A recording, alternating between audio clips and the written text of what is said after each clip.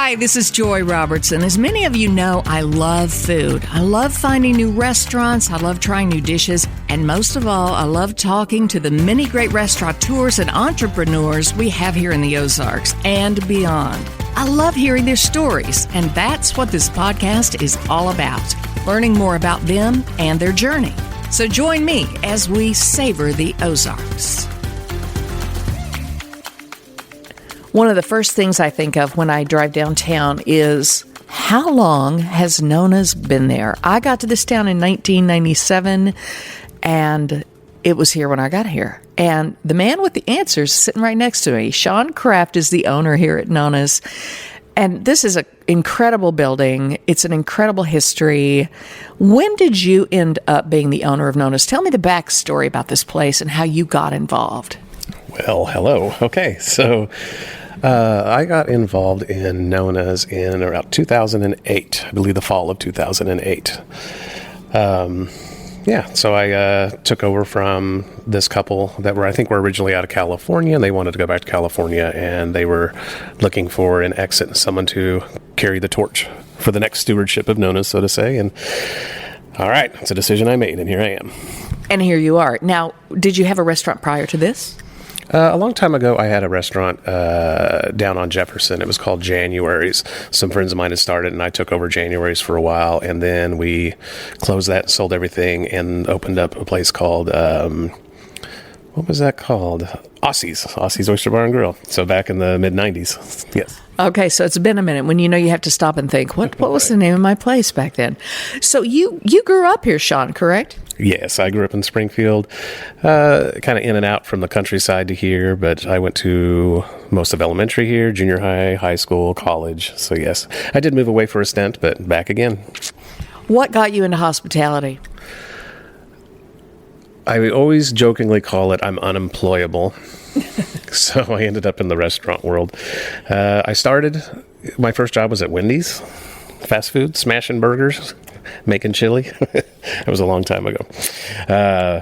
And then I kind of stayed in the fast food sector for just a little bit, then went to the restaurant side of things. Then I got out for a while, and then years later kind of came back into it. Did you have formal culinary training? No, I had in the kitchen training. So starting out at 16, and you just start learning things in the kitchen. Went through all aspects from the dishwashing. I actually did, there's an old place called Clary's that everyone probably remembers. I actually did a dish stint in Clary's for a while, scrubbing all those baked souffle dishes. This was not very much fun. But I worked my way up into things to all the different levels of kitchens, and I love sauté. Sauté is my specialty. I love sauté the best. Interesting. All right. I remember, everybody remembers Clary's. I mean, and those souffles were to die for, but that just seems so unusual to me to think of you in a restaurant actually washing dishes.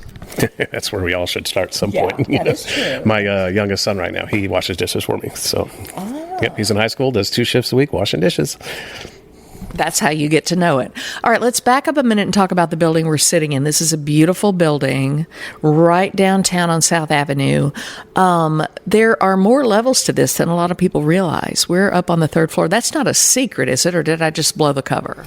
Well, we're technically on the 2nd floor, but people are fooled on the inside because they see this halfway point. It's called the mezzanine, and people think, oh, that's the 2nd floor, when there's actually a 3rd floor, but it's actually the 2nd floor above that one. So it's quite a beautiful space up here. It's where we're sitting right now. Yeah. And it's a fun spot. I use it for specialty parties and personal space and office and things like that. So it's a great space up here. I didn't know it was here until a private party not long ago, and it's fabulous. But so you did not start Nonna's. There's someone else to give credit for. And give me the backstory on this, because this is really interesting. We were chatting before I started recording. Talk about how this whole thing got started here. Well, Nonna's was started by a lady named Mary Fawcett. She had a little diner downtown on Main Street behind the post office downtown, and then she opened up Nonna's in 95. So she rehabbed the building, turned it into Nonna's restaurant, and back then Nonna's was kind of a fusion of a little bit of like Greek Mediterranean and Southern Italian. So a little fusion of that way, Then she went on to open up like South Avenue Pizza Kitchen, I believe, and then eventually Bambino's, which means child. So it was supposed to be like Nonna's child. That's where the name comes from. And then her kids took over Bambino's, and that's where they have today. Okay, and Andy Fawcett, of course, is someone I'm going to eventually have on this podcast to hear all about Bambino's. 2 locations there now, but that's you were telling me that the original Bambino's, of course, over by the campus, but that location was a restaurant prior to that, correct? Yeah, the location that, it's probably a couple, but the one that I remember growing up with, because I lived half a block away from there, was McSalty's. So it was McSalty's Pizza, and it was the place where all the college kids went and college professors and whatever. It was like a neighborhood area for pizza and beer. Okay, raise your hand if you knew that was a McSalty. Some of you out there knew that. I had absolutely no idea. This is the kind of backstory that I really love to hear, Shawn. It's great stuff. Okay, so you're Italian. I'm intrigued by your menu because it says, like authentic Italian and then kind of American Italian. So what drew you to Italian food to begin with? Well, my history with Italian food is, even as a child, like spaghetti was just my favorite thing of all time. So I always say my death row meal would just be spaghetti, and I just love spaghetti.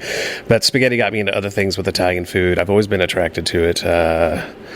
Then when I decided to start going to Italy 15 years ago, then I just got stuck and just delved more and more and deeper into the Italian market.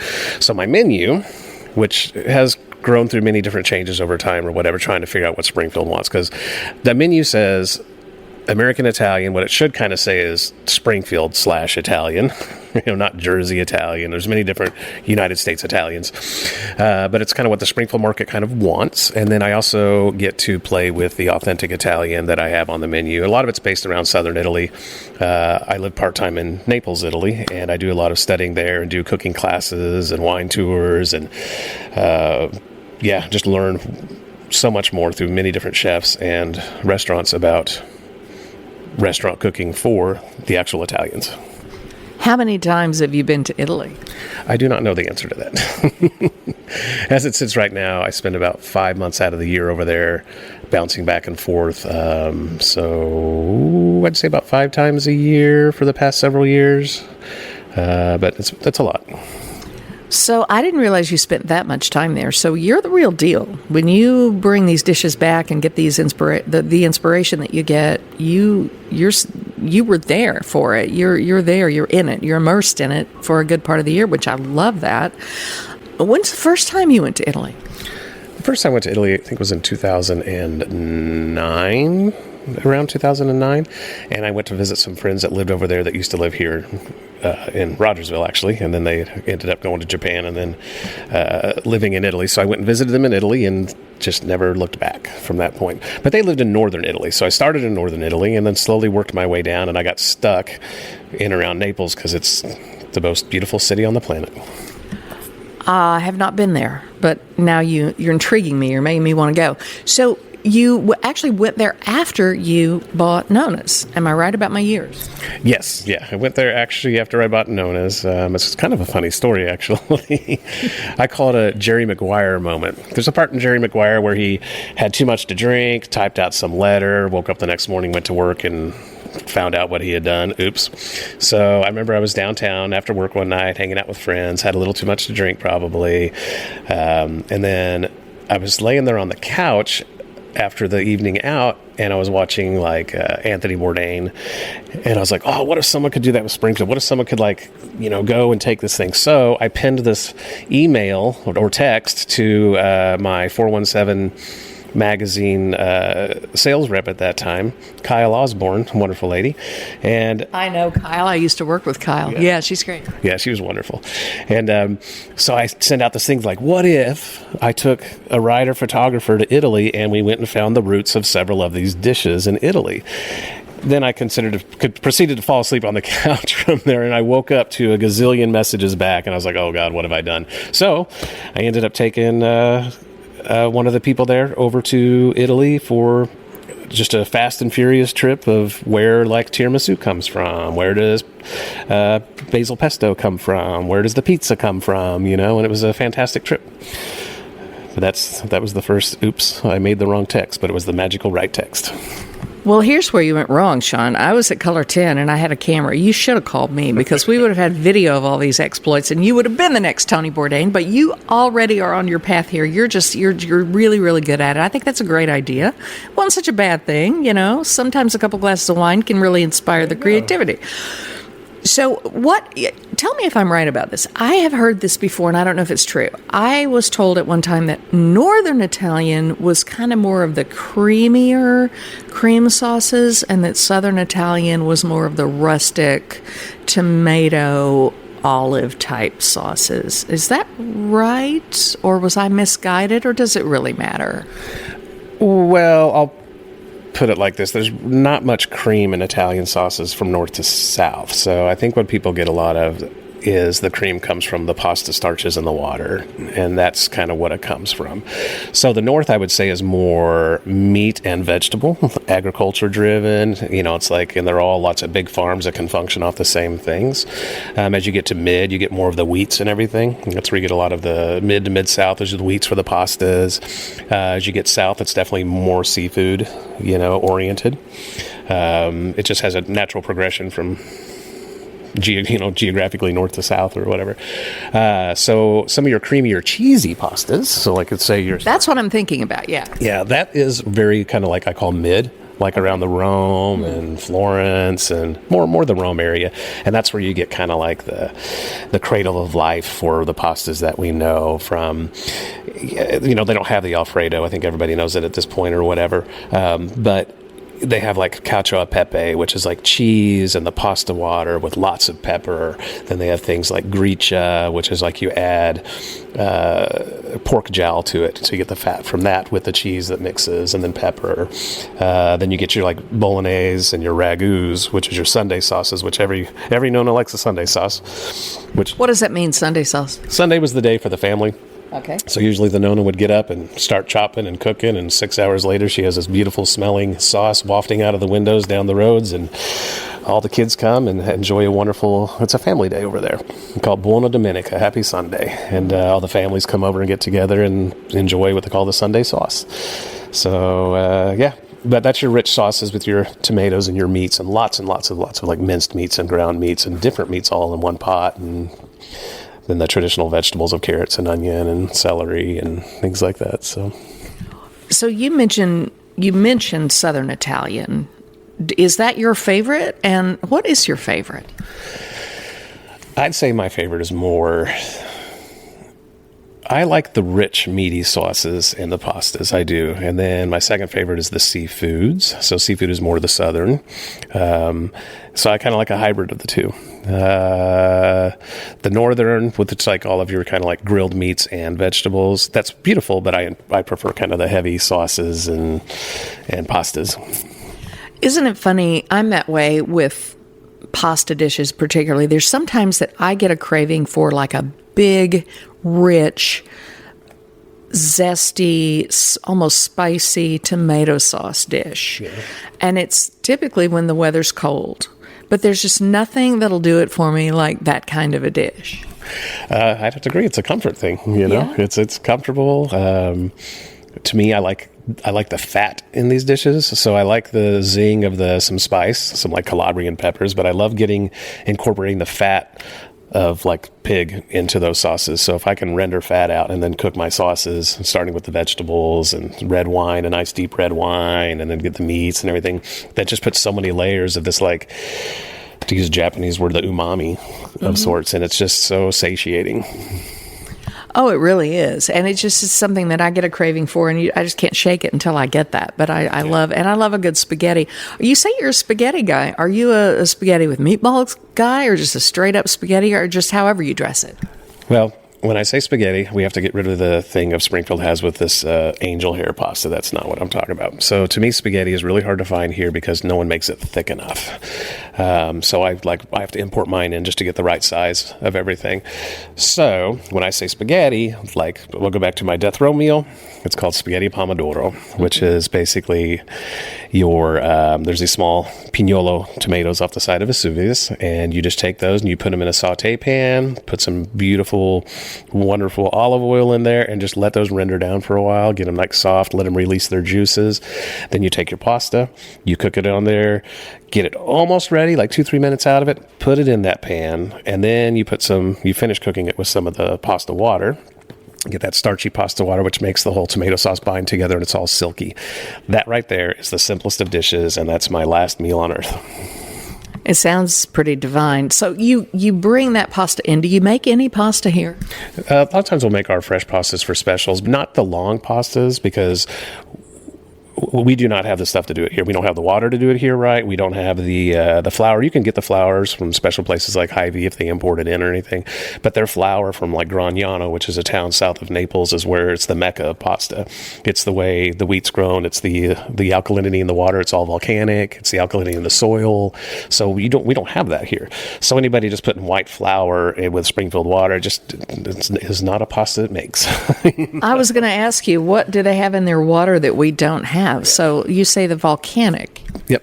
They have a very volcanic area. Italy is a huge volcanic country. They still have earthquakes and volcanic activity. They're on one of the biggest sulfur. The house that I have over there sits on you open the windows, it just smells like sulfur a lot of the times.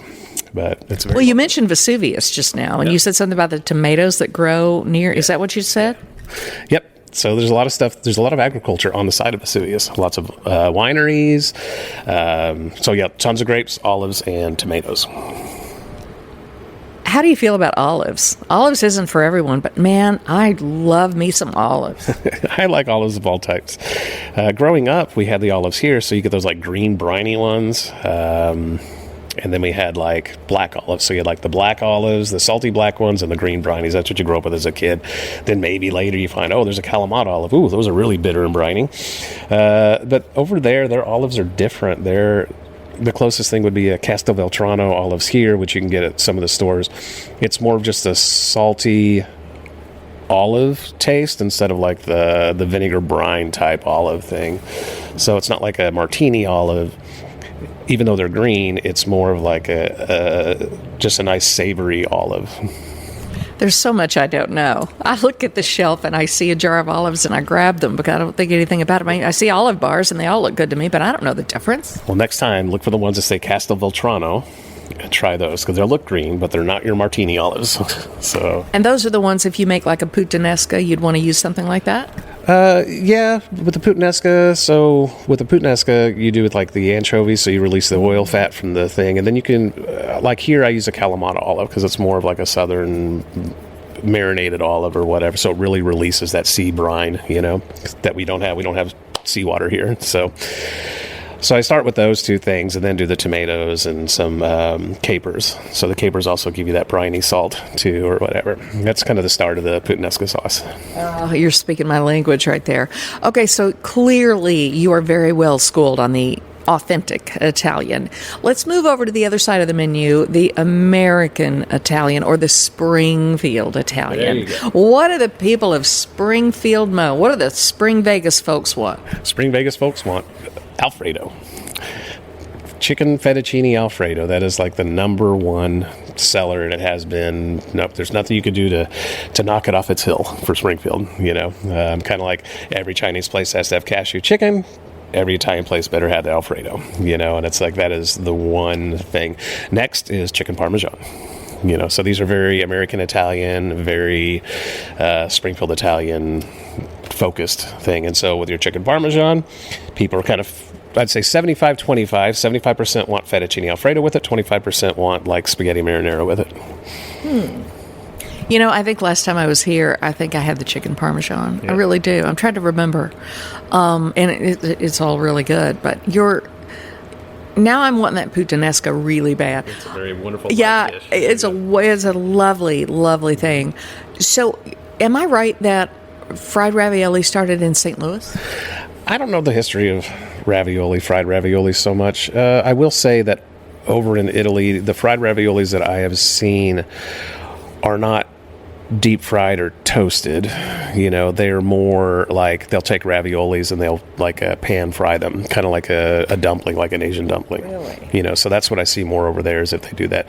There's not much deep fried, so to say, stuff going on like that. But the toasted ravioli, I guess, from what I understand, supposedly came out of St. Louis or became popular out of St. Louis. And so, but here, it's more fried ravioli. Throw it in a deep fryer, and we love everything deep fried.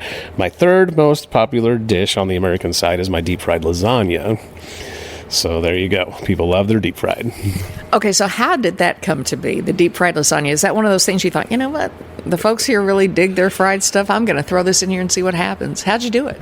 As with all my stories, it seems like. So after a long night of being downtown and hanging out with friends, I didn't feel the best the next morning, and I went out to lunch with a friend of mine down here, and we went to Maria's Mexican down here, and they had this deep fried burrito called a Sergio, I think is what its name was. I could be wrong.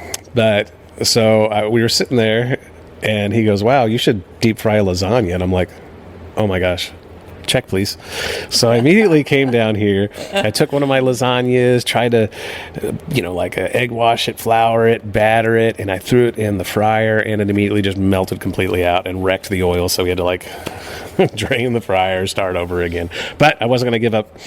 So I talked to my old chefs at the time, and him and I worked on it back and forth. And then he came up with a good idea on how to make it not implode on itself. And then we launched it at like Taste of Somo one year, and I think I won the Taste of Somo that year for deep fried lasagna. Ever since then, it's been a staple on our menu. It almost seems like you'd have to wrap the whole thing in the big noodle and maybe even freeze it or refrigerate it that way or something. No? So you take my recipe is pretty simple. I take some of my meaty bolognese and I mix it in with a ricotta and mozzarella and Parmesan. And then I take a long lasagna. We cut these lasagna when we do the sheets, and you cut the sheet in half, so it's kind of like a bigger one. We put the filling in there, and then we fold it over 3 times. So it's almost like a Debbie Swiss roll, but it's flattened. So you have all your layers, yet it has stuff on the side to hold it together.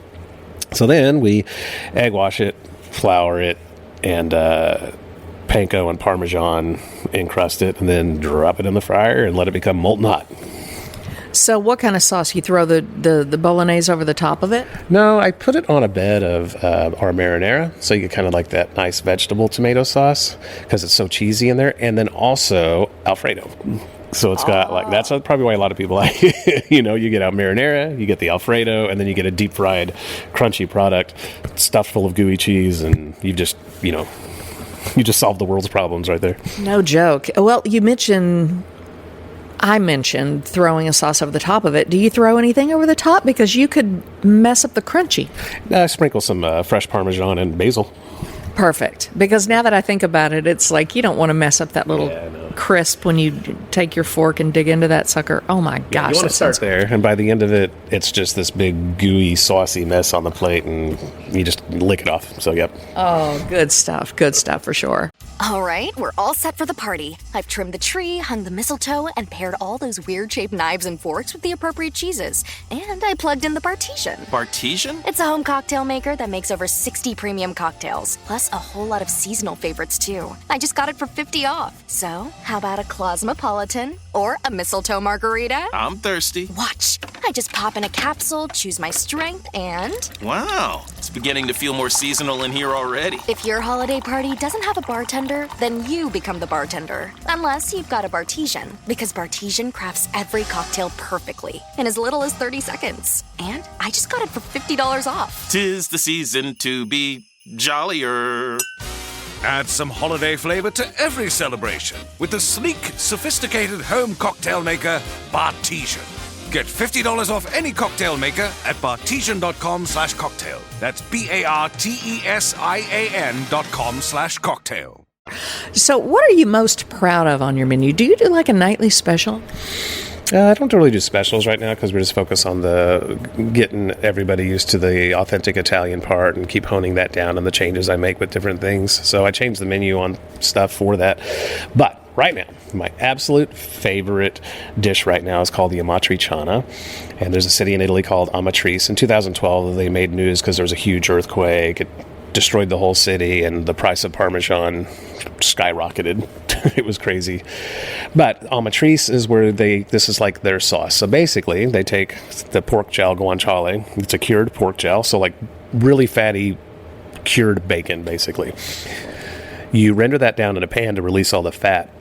Then you move it out of there so the pieces stay crispy, but leave the fat in the pan. Then from there is where I take like a tomato sauce that has like tomato sauce, white wine, garlic, a little Calabrian peppers for just a little bit of spice, and I heat it up in that fat. Then while that's cooking in there, incorporating that fat into the acidity of the tomato, then I'll throw a little bit of fresh parm in there and let that incorporate with the sauce too. Now you have your noodles. So you put your spaghetti in there, you pull it out, put that in there, mix it in there, then add some of the pasta water back into it and put that in. You have this like fatty, rich tomato sauce with a little bit of a kick. And then you put the crunchy pork jowl back on top, like big old chunks of bacon. And a little Parmesan and basil, because basil goes with everything. And there you have it. You have spaghetti amatriciana.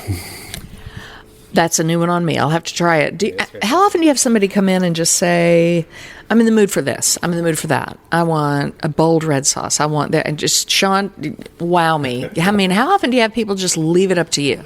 That happens a lot. So especially when, when there's people that are coming in, they know I'm here or something like that, they'll be like, all right. They'll be like, hey, whatever you recommend. I'm like, oh, no, I can't do that. Red sauce, white sauce, no sauce. What are you looking for? Pasta, meat, so that gets some boundaries, and then I'll go from there. But it depends on what they're drinking and what they feel like eating. But that happens quite a bit. I'll make stuff for people all the time. Well, and that, speaking of what you're drinking, I typically, when I go into a restaurant, if I do have a drink, now if I have a cocktail, that's one thing, but a lot of times I can't tell you what I want to drink because I don't know what I want to eat, right? So talk about the wines and how did you come about your wine list? I'm sure that when you travel to Italy, you look every bit as much at the wine and the wine country around you as you do the food. Oh, absolutely. I mean, I am very wine driven, just like food driven when I'm over there. So the region of Italy, it's very small, it's a very small country, and they don't move stuff around as much, especially from other countries for ingredients. So their wine is different because the wine will be made in the same few kilometers as the agriculture is there. So naturally, whatever's from that area and what they're cooking and what they're drinking kind of go together automatically. So it kind of makes things a little simpler. Now, they also have a bunch of weird rules like no cappuccinos after 12, or no, absolutely do not have red wine with your seafood. I'm like, but I like this red wine with my seafood. So, you can branch out and play. But there are things that really kind of go with stuff naturally over there. Here, so wines here, Springfield likes certain wines. They love California Cabernets, and they love Chardonnays. Those are your two biggest hot words for wine. Cabernet, Chardonnay, so getting people to branch out and try different things, like, hey, if you like the Cabernet, why don't you try this one from Italy over here, like Barbera di Alba or something, which just gives you that rich feel of the red wine that goes with these sauces, goes with the fats, because I import my meats in, I import my tomatoes in, I use imported actual from Italy, olive oils, not California, everything. So these things naturally match with the wines that I have here. So you got to give people what they want, but also have things for people that want to grow and learn too. So, what's your favorite wine right now? Oh, right now, my all-day, everyday wine is Prosecco. I love bubbly, nice, dry, bubbly Prosecco. Then right now, there's one called a Doliani that I'm playing with, which is like a nice, big, fruity red wine. And I'm enjoying that because it's not high in tannins, but it's like big, bold fruits. So I'm playing with Doliani now for the past couple weeks. And just add it to the repertoire. But Barolo's my all-time ultimate favorite, big, big, big red. Sucks the moisture out of your mouth. It's like someone punched you in the face. I know it doesn't sound appetizing, but it's beautiful. It does to me. And with the big, meaty red sauce, it's fantastic. Or big steaks, fatty sauces. It goes really great with that. You can, use it to cut the fats of the mouth, so to say. And then on the other side is Prosecco for I'll always have a glass of Prosecco sitting there. Even if I'm drinking other wines, that's my Acqua d'Italia, the water of Italy. It's so pleasing. I mean, the bubbles, and it's just so nice. It's really nice. So you mentioned when you go to Italy, do you teach classes, or do you go to classes, or do you do both? I do both. So my best friend over there, he is a chef and a sommelier, and he's actually starting his stint over in one of the Michelin star restaurants over there to learn even more. And so I will join him with classes. We will do classes, and then also I go to other people's classes and stuff because you can always learn. I've been to Pompeii a million times, but I always learn something new. So it's like no matter what you're doing over there, keep learning because there's so much to learn. The country is so rich with food information. Where do you teach your classes? So most of them, we have this a few times a year. I take groups over there and we'll do it at a villa, or we'll bring some outside people to do it at the villa as well. But most of the time when I am over there, there's this agriturismo, which is kind of like a restaurant that also grows a bunch of the vegetation, and they raise the animals. So if I want like a rabbit cacciatore, I can be like, hey, can you guys process this rabbit for me? And then they will give me what's left of the rabbit, and I will make sauce out of it. So we do a lot of them there: pizza classes, pasta classes, the traditional things. A lot of them like sauce classes, because people like to learn how to make the basic root sauces. And once you can get those down, one of the biggest one is Genovese, which is a 8-hour onion sauce. But if you didn't give it to people, they necessarily wouldn't know it's onion. They're just like, oh, this is this beautiful, fatty, sweet sauce. And it's like, yep, that's onion. No way. It's like, yeah, onion. So learning these base sauces from the areas. So if I'm doing my math right, you've been going to and from Italy and spending a lot of time there in about 15 years. You've learned a lot in 15 years. It doesn't feel like it. It feels like I haven't learned near enough. So, Wow. No, you're very well schooled on this. It's impressive. What are there celebrity chefs out there you admire? You mentioned Tony. I call him Tony Bourdain like we're buddies. Anthony Bourdain. Who do you admire? Well, I mean, Anthony Bourdain, I think I'm not alone in this. There's always going to be this huge, huge, huge place in the heart and soul for him. And, just the way he did things. So, I mean, that's probably the number one. There's a few others that I follow a little bit in the chef world, but nothing like him, So a lot of them like focus, like this person focuses on charred meats, or this person focuses on, like there's like Chef Az or whatever, and he like did weird foods for a while, but it's fun to watch his actual cooking stuff on some things. But a lot of them are just like, I don't know. At this point, a lot of them just turning out stuff that you kind of already know. So that's why I like going back to the adventure part, which is the Anthony Bourdain's. I like the adventure part. Where are you going to take me today? Where are you going to, I don't need you yelling and screaming at some poor little cook, but I want to know what back place you're going to take me to that maybe I can find one day. I've been to probably almost all of Tony Bourdain's places in Italy that he's, seen them, whether they want you there or not. But I like the adventure part. Speaking of Tony Bourdain, I met him once at the National Restaurant Show in Chicago, and he told us his guilty pleasure was mac and cheese from like KFC. He would get up late at night, he'd get the crave, and he'd walk through the streets of New York and go get some mac and cheese. What's your guilty pleasure? Okay, for Springfield. Every time I come back, I've been gone for a month and a half or whatever, and I come back, and the things that I want, and I know people are going to like roll their eyes at this, but one thing I'm going to start with is the Casper's cheeseburger. It's the only place in the world I can get a cheeseburger that tastes like that. So I always crave the Casper's cheeseburger. The other thing that I really, really, really, really, really like is the burrito enchilada style at Mexican Villa. And that's where people will roast me, but I don't care. I mean, that burrito enchilada style is gooey and fatty, and dip the I always ask them for all the extra cheese, weird goo on top. I don't even want to know what it is. Just goo it up, Yeah. I'm a sucker for that burrito enchilada style. So that would be the Anthony Bourdain's mac and cheese. Mine's the burrito enchilada style, and I feel like crap afterwards. Body and soul, but whatever, it's great. Well, it's one of those guilt-inducing things that you go, oh, why did I do that? And I've never been a big fan of that, although I've tried it. It was a thing in the Color Tin newsroom back in the 90s and early 2000s to go get that. I can remember people bringing it in, and me being new to town, I'm like, what is it? What is that mess? What is this, brown turkey gravy and a burrito of some sort that's mostly gooey beans with a flaccid tortilla and covered in... Is that enchilada sauce? Is it a certain type of cheese? I don't know. Whether it's manufactured for the people out of some factory, I don't care. It's just, I love it. Do you dig those purposes? For those purposes. Yeah. Do you dig the sweet sauce? Nah, I'm not a big sweet sauce person. Okay. So, I like the hot sauce, but it's too hot. It's like, I don't know what would make me think that I like liquid mace in a container or something, but for some reason I like the slight little burn. I'll just dip the corner and that's enough for me. But mostly the best sauce they have is the sauce on top of the burrito enchilada style. And I said, give me double, triple that gooey sauce, whatever you put on there, give me double, triple that. And then I just dip my chips in that. When's the last time you had that? I'm going to guess about 3 weeks ago. Oh, okay. So you're kind of a regular goer. That's your kind of a go-to for you? It depends on what I'm trying to do. If I'm trying to lose weight, no. But sometimes I'm like, I need to have it. So I'll probably have it like 3-4 times a year.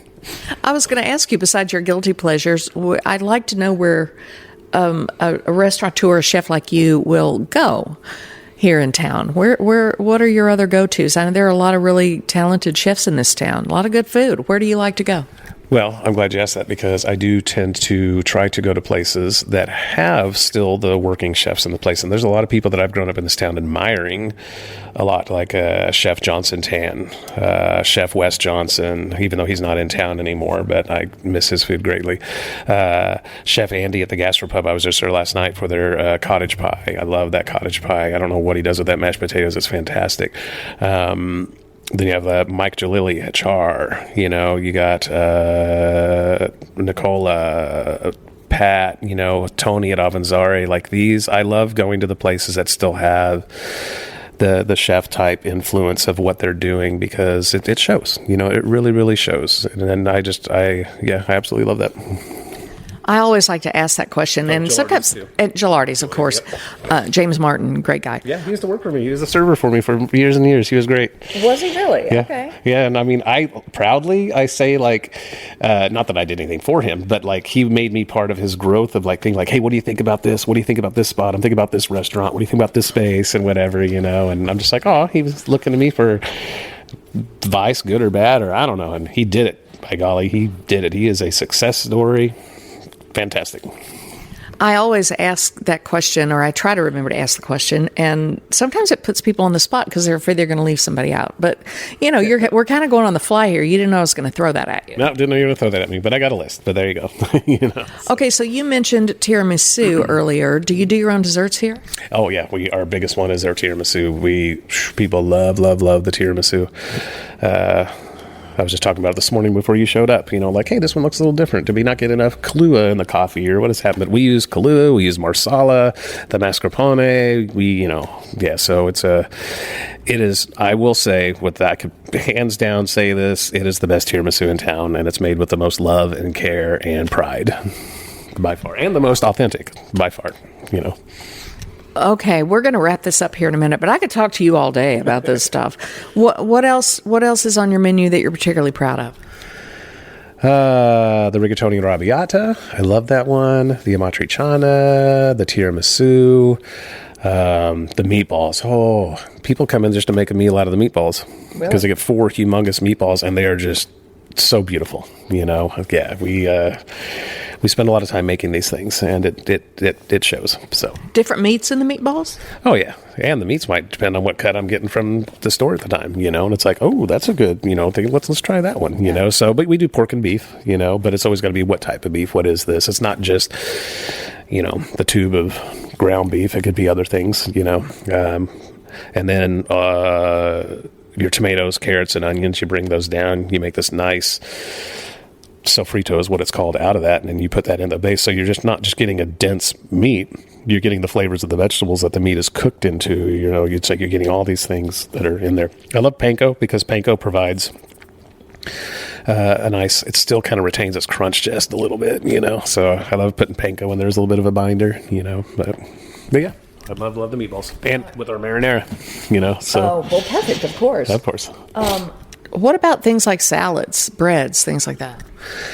So, yeah, the salads, we use all fresh product with our salads, and I only use extra virgin olive oil in the salads, so there's no, canola oils or anything like that. It is only extra virgin olive oils in all of our salad dressings. We make all of our salad dressings. Our Caesar dressing is extremely authentic. Very authentic. Even the anchovies, everything, and it's wonderful, wonderful. So, yeah, and then we use really fresh greens, good romaines, spinaches. So, do you make your own bread here? No, we don't make our own bread. I get it.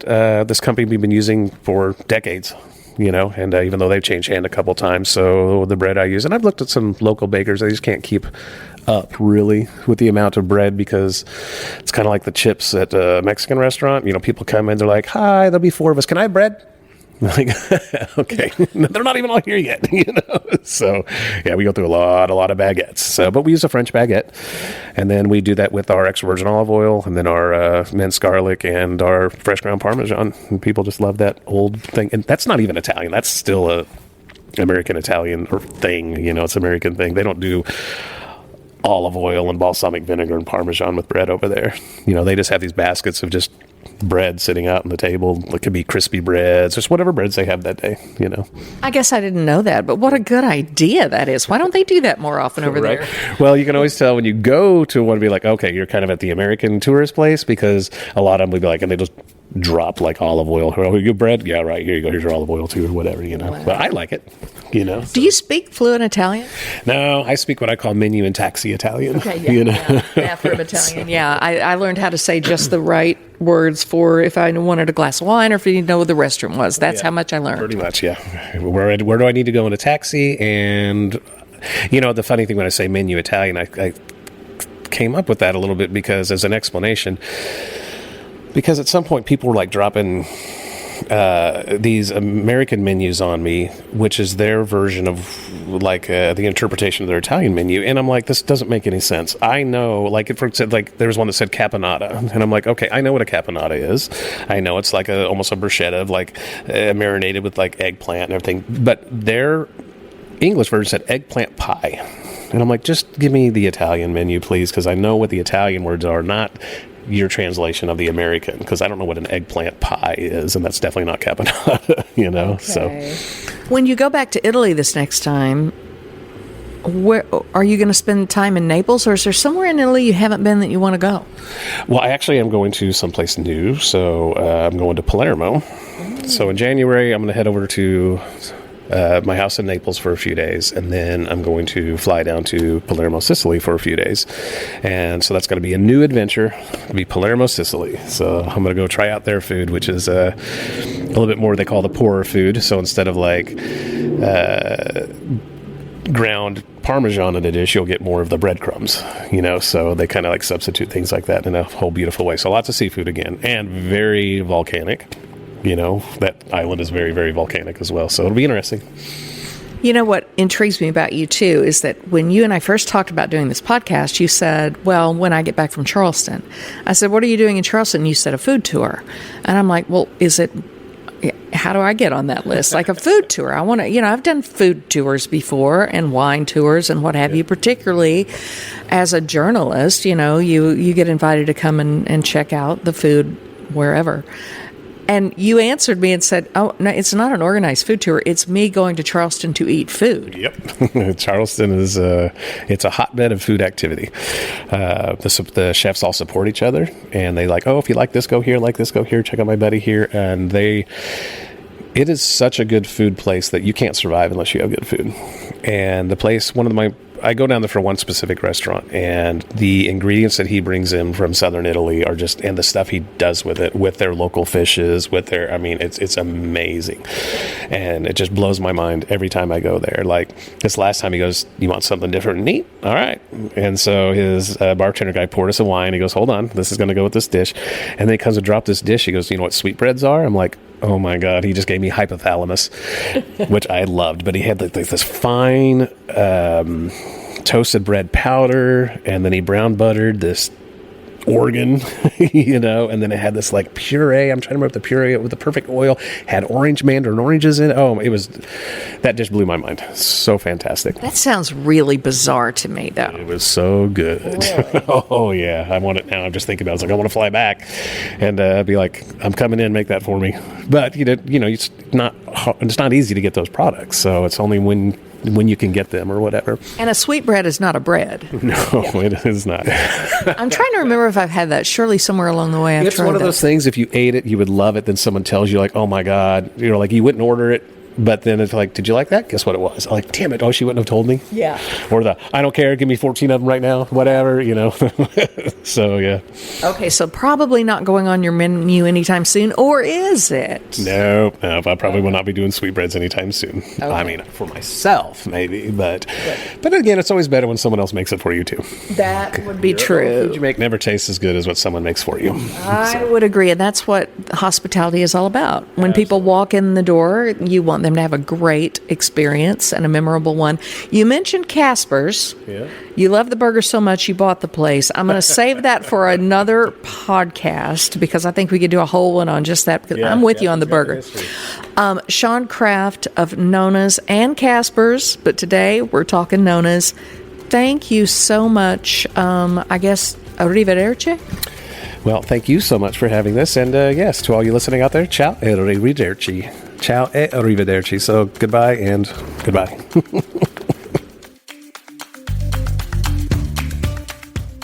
Be sure to go to AroundTheOzarks.com to sign up for our daily newsletter where you can get every episode of Savor the Ozarks, plus all our other podcasts, events, and contests straight to your inbox. And what are your favorite dishes in the 417? If you have any restaurants you'd like me to visit, email me at joy@AroundTheOzarks.com.